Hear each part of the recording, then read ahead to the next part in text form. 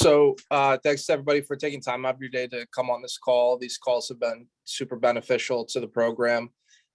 We used to do a lot of one-on-one calls, and now we've been able to have these group calls, which have been nice because they, offer the chance for us to get a diversity of geographic locations, a diversity of ideas, opinions, cultures, backgrounds, and it's really led to some interesting conversations over the past year.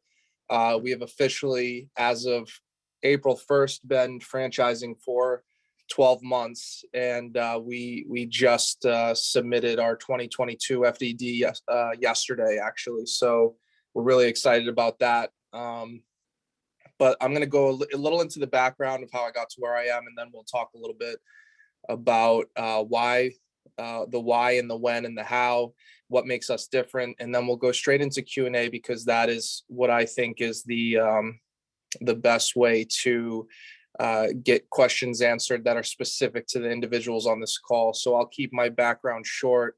We record these videos and post them on YouTube. So if anyone wants more in-depth versions of my background, we certainly have it somewhere online.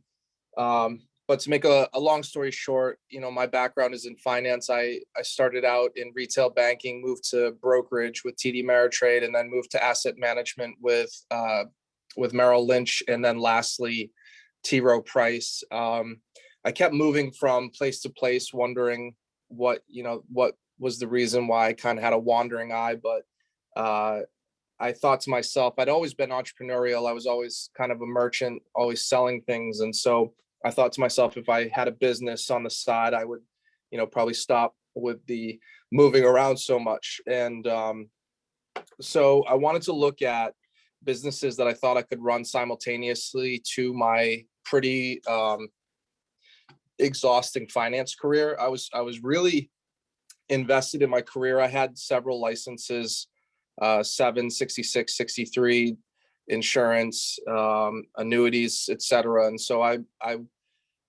was pretty pot committed to my career in finance at that point. So I didn't think that was going to go anywhere. So while I was looking at different businesses, I wanted something that was manager centric, but not skilled manager centric. And what I mean by that is I want the store to have continuity if something were to happen to the manager. I don't want it to be a business where, if your lead plumber goes down and he's the only one that knows how to do certain things, then you have to book weeks out until they come back, or you can replace them. Or, the example I regularly use is a pizza shop. If your head pizza maker gets sick, then either you have to make the pizzas or you have to shut down.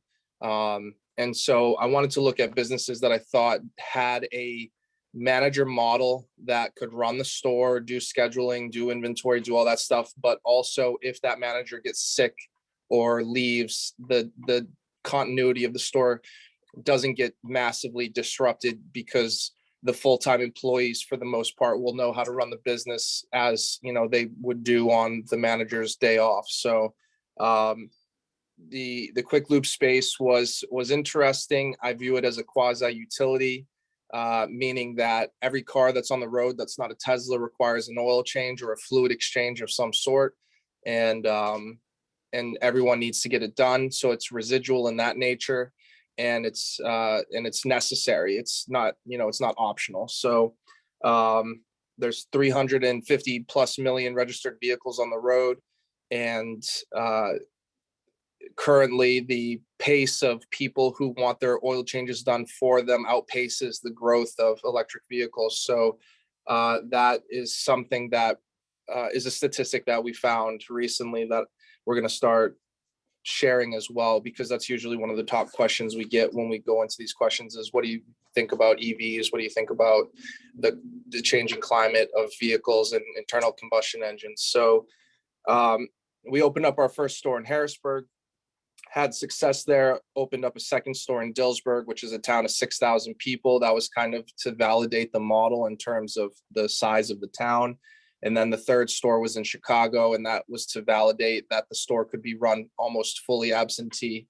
I live 800 miles away from Chicago. It's a 14-hour drive. I've done it. I'd rather fly.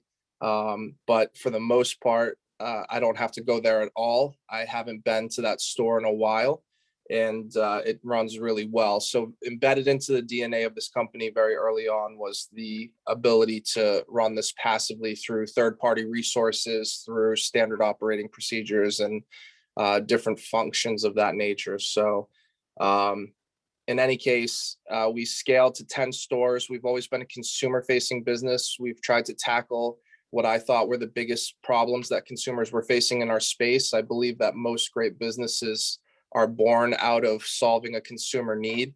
And then after we got to store number 10, I started thinking, how do we make this more operator friendly?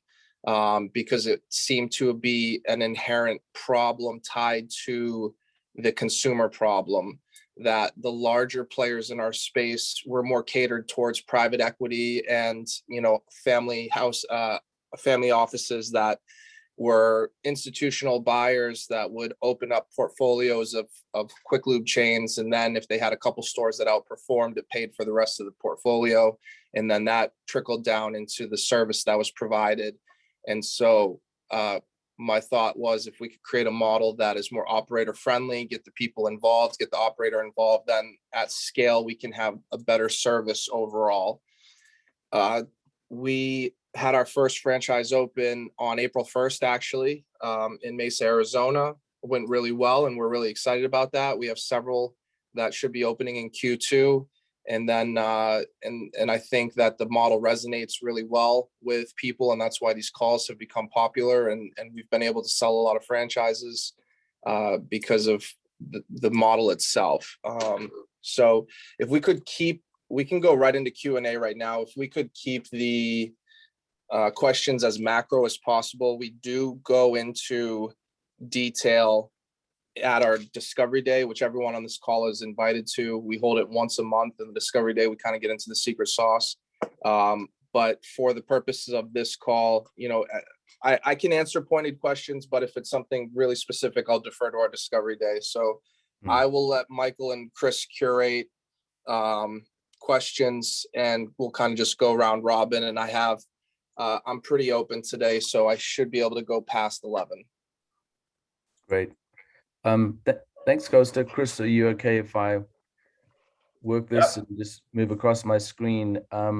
First up, if you could just limit your question to one question, we'll move through, do a round robin, and then if we have time at the end, any other questions you have, we'll try and get them in. I have phone number here, 747-207-5938. Do you have a question for Costa?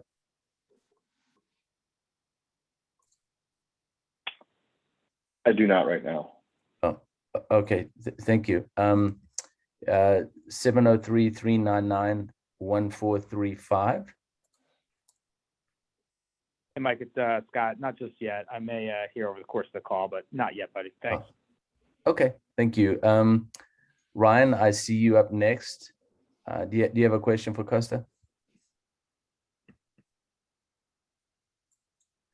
He's on mute. That's me. I'm 747. I don't have. I guess Michael, I do real quick. Did I just hear that the first franchise just opened of April of this year? Yes. That was the very first franchise. Is that correct? Correct. Okay. Thanks. I might think of another question here as we go along. Thank you. Okay. And that one, the first location is in Mesa, Arizona. It's a couple. He's an attorney at General Counsel for a construction company, and his wife is a homemaker. We have Bhavin Bhakta. Hi, everyone. No, I don't have a question right now. Oh, wow. Costa, you did a great job. I see. Yeah, this is definitely a first. And I see Parth. Is that your wife? Yep. I actually don't have any questions, but we'll probably have something later on. Okay. Thank you. Great. Well, Christian Fortucci, you're up next. Do you have a question? Okay. I actually do have a question. So I wanted to know, are there any environmental protections that we need to put into place, like oil spillage or like Christian, what pads or booms? What territory would you be looking at? North Jersey. North Jersey. I would be willing to bet that Jersey has some state-specific stuff regarding spill prevention. We do offer an SPCC to all our franchisees, which is a spill prevention, containment, and countermeasure handbook. Ours is geared towards the EPA federal requirements, plus the state of Ohio, because that's where we had the environmental consultant draw it up. These things are typically regulated at the state level. There's no massive federal requirements around the quick lube space.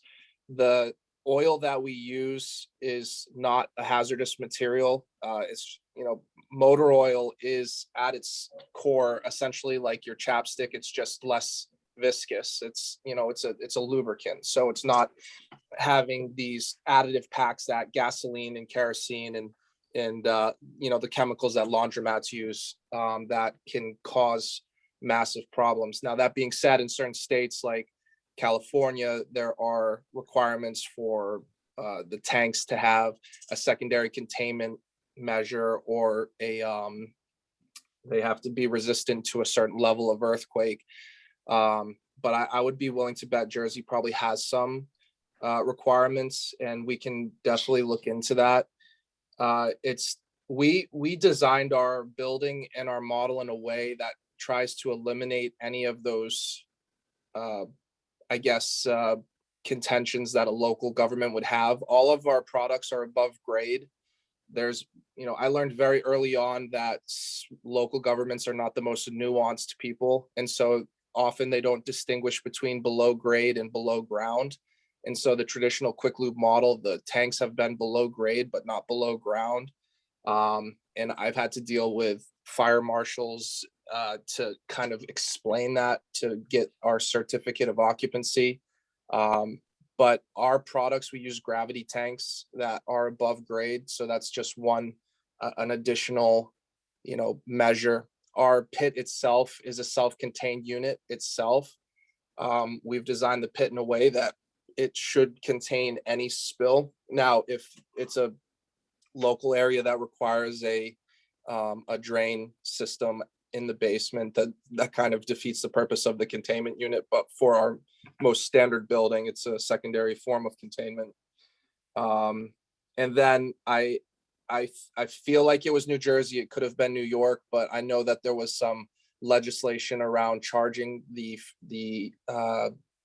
consumer for the disposal of the waste oil. So I know that it's either New Jersey or New York where you're not allowed to pass that cost on to the franchisees, or onto the consumer rather. And we have a relationship with a national hazmat company called Heritage Crystal Clean that picks up all our oil. And currently, because the price of oil is so high, we're actually being paid for our oil. And in Pennsylvania, at least, we have a relationship with Republic Services. So we have an automotive specific dumpster. Some states will require you to crush the filter or drill a hole in it and let it drain before you can dispose of it. And then some states will just require you to have a hazmat company pick up the filters and oil and record that process properly. So that's a really long-winded answer to your question specifically about New Jersey, but we can definitely, find out what's, quick lube requirements they have. That's helpful. Thank you. And then just one follow-up question, if you don't mind. Are they siphoning the oil out, or are they just taking these containers and replacing them with new ones? The waste oil company, when they pick up the old oil? Yeah. Yeah. So the oil gets sucked out of the rolling drain pan into a tank that is above ground. And then the waste oil company will come in with a truck, and then they suck the oil out of the tank.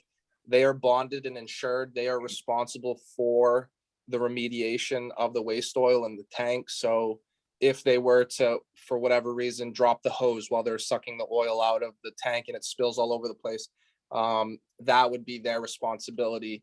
And they're really good about it. I've had one incident with my waste oil company where they siphoned out 500 gallons of completely clean oil. And once it went into their waste oil tank in their truck, you can't get it back out. And, they, through their insurance, cut me a check for the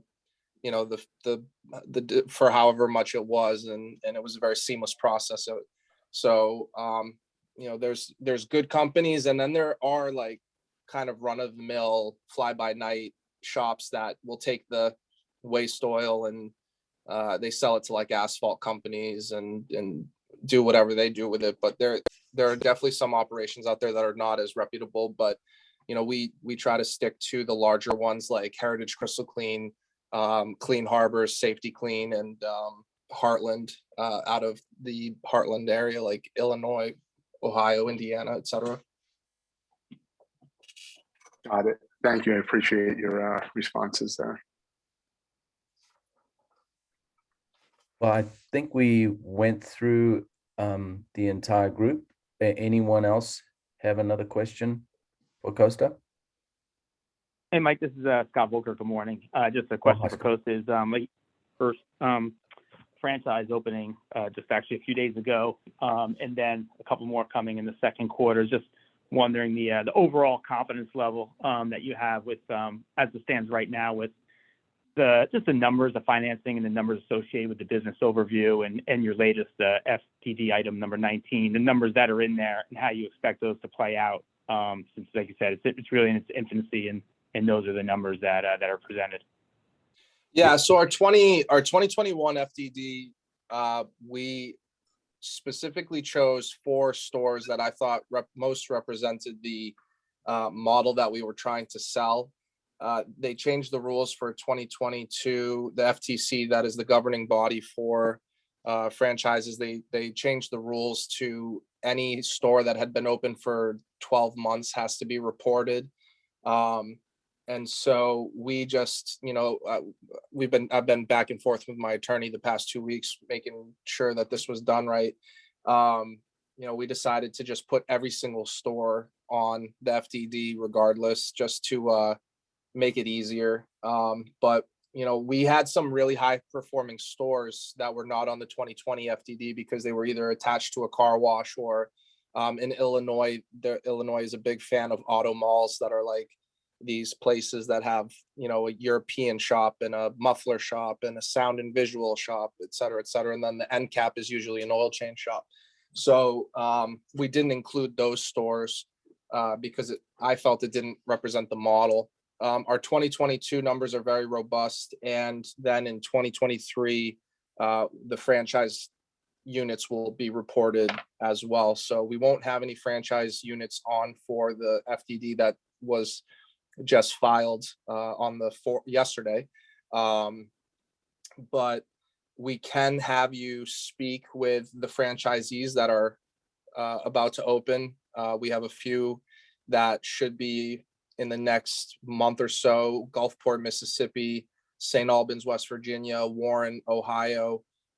We've got some permitting going on in Michigan, and we'll have several in Charlotte soon as well. And so the franchisees are more freely able to speak about the good, the bad, the ugly, talk about the real estate process, talk about the lending process through our private partnership with the Easy Leaseback program, which is something we go into detail in at our Discovery Day. And they could probably shed more light on that process. But our buildings that we designed are what are called SIPS buildings. And SIPS buildings are basically modular, but it stands for structural insulated panels.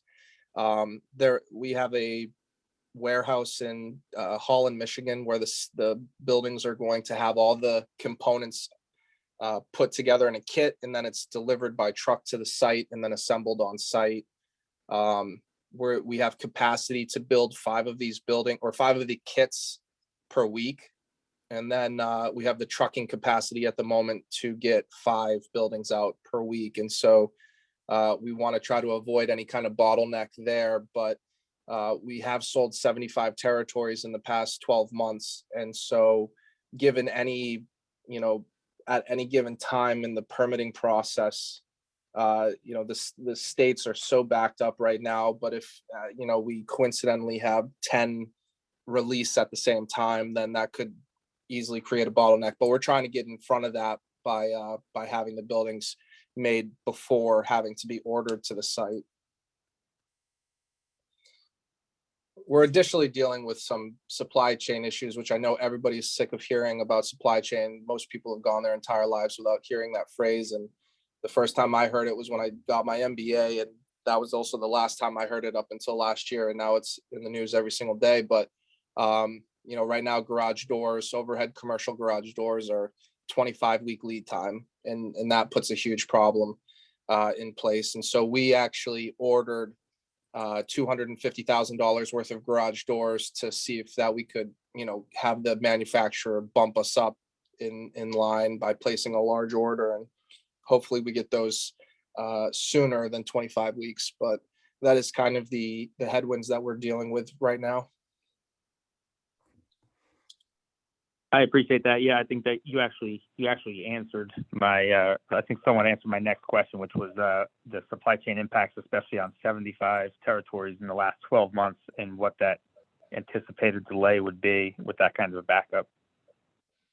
Yeah, the backed up local municipalities are almost benefiting us at the moment because they're allowing breathing room as these permits start to trickle out.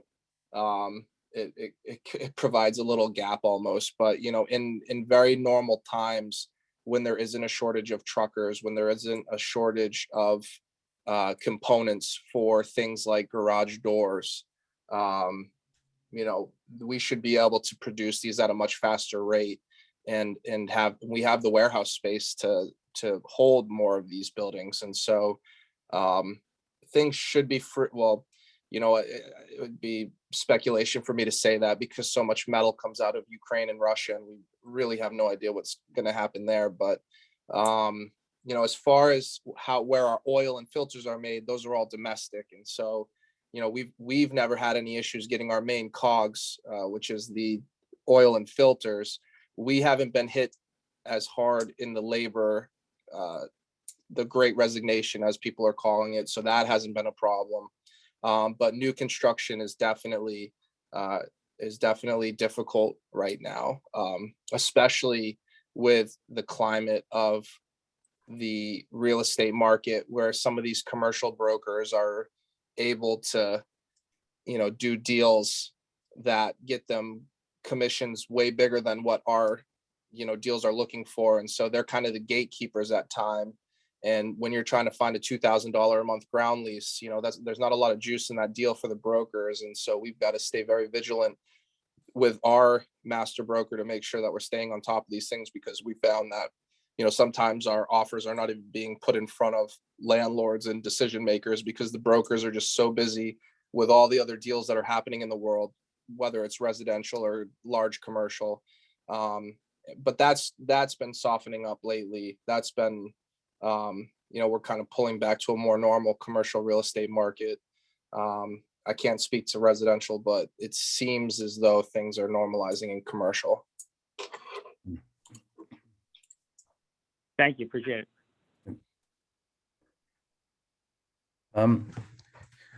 it. Costa, what could be helpful for the group to hear is, I think your background in auto lube, the oil industry, having come from a family who's been in the business for a long time, and I think you have some interesting perspectives sort of from a macro standpoint on, I'll just take Jiffy Lube, for example. I think 8-10 years ago, they had over 3,000 locations, and now they have just under 2. I think this force of where the public are going to seek oil changes in terms of saving time, et cetera, is an interesting story. Maybe you could just give a little background to what you've seen, over the last 6-7 years in terms of the growth for Costa, your company itself, and what it's been advantaged by. I think, in a nutshell, people looking for a more specific niche type service. Yeah, I don't think that's specific to our industry. I think that's just an overall cultural shift that we've made as the demographics change, that people are looking for more convenience-based options, and any service that reduces the friction has succeeded. And most startups these days that are based around trying to reduce friction, they have been the ones that have at a minimum gotten the funding to at least be given a try. But Jiffy Lube moves the market because they are the established player, and so they have typically in the past, when they've changed their model, the independent mom and shops usually follow what they do. But as Michael made reference to, at one point Jiffy Lube was over 3,000 units, and they've dropped below 2,000 units. Meanwhile, Valvoline instant oil change in 2014 was only 500 or 600 units, and I think they are going to pass 2,000 units relatively soon. And so and just to, my view on why that's happening is I believe it's because Valvoline has doubled and tripled down on the fast oil change. They have the same mousetrap problem when it comes to, high pressure upsells and customers going into the service ready for battle. But at the macro level, I think they have the model right. And Take 5 is another example as well. But that's a private equity driven business. So again, they have staffing issues, they have pricing issues, they have cultural issues because the top down says you need to sell a certain amount of stuff. And the way that cars are being built these days, it's just impossible for every car that rolls through your doors to need a secondary service other than an oil change. Sometimes the customer only needs an oil change. And so my hope and my vision for this business is that when the dust settles and we figure out what the penetration of electric vehicles are going to be over the next 15 years and what that looks like, is our model will be the one that is stays behind, because I do think that Jiffy Lube is going to have a lot of issues with I kind of liken it to the American restaurant industry, where they kind of have an identity crisis going on, where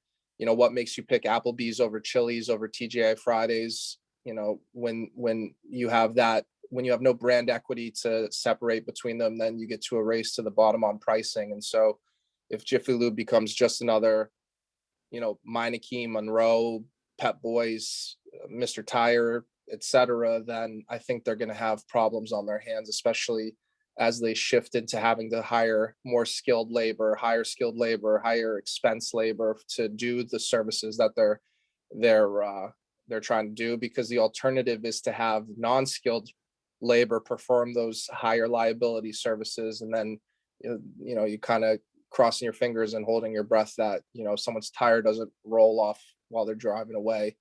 And so I think a lot of businesses get scaled by being really good at what they do and sticking to what they do really well. And so that's what we're hoping to do. And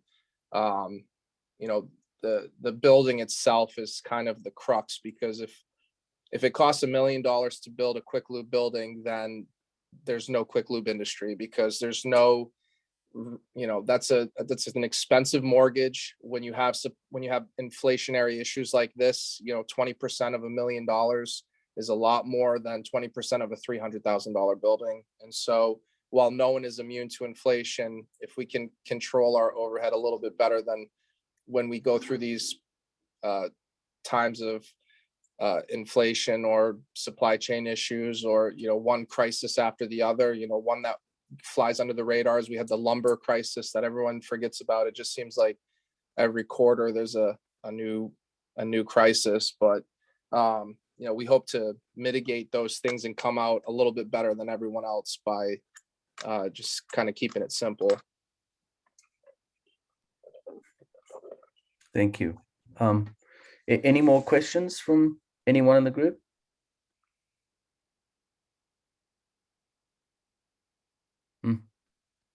Kris? No questions Okay. from me. All right. Awesome. Well, thanks everybody. If you're all welcome to come to Discovery Day, where we kind of get into the real the real nitty gritty of the business. And it's the third Thursday of every month. And we'd love to have you guys at our headquarters to show you what we're doing over here, because it's pretty exciting. And I think we're going to make some waves in the industry, which is exciting. Yeah, we already are. So anyway, thank you for those of you working with Kris. I'm sure he'll be in touch. There is a very interesting report operator survey that the National Oil and Lube News have completed annually. And if any of you don't have those or that report yet, please contact Kris or myself, and we can send that on to you. And then hopefully, as each of us work with you through the process here, if things work out, we'll look forward to seeing you in person at the Discovery Day. We hold that monthly. The next one is up the 20th, 21st of April. And we do have an agenda we can send you. And then the next one in May is the 18th, 19th. A great opportunity to meet Costa and his team, and for us to meet you.